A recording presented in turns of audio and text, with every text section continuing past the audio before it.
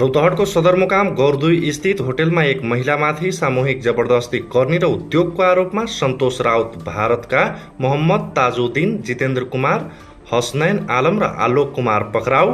प्रहरीले घटनाबारे थप अनुसन्धान गर्दै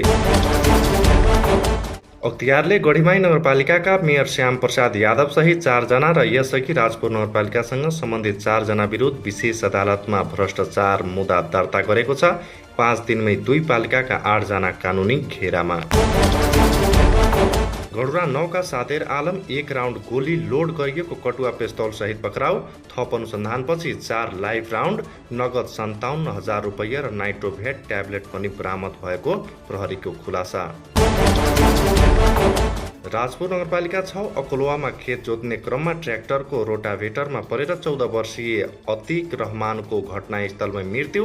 मधेसपर पछिल्लो 24 घण्टामा दुर्घटनामा 2 जनाको ज्यान गएको र 20 जना घाइते भएको खुलासा। पूर्व 8 र गुजरात 3 मा प्रहरीले उषा पोली वायर, भारतीय युरिया मल र 2 मोटरसाइकल सहित करिब 1,19,000 रुपैयाँ बराबरका भन्सार छलीका सामान नियन्त्रणमा लिई गौर भन्सार कार्यालयमा बुझाएको छ।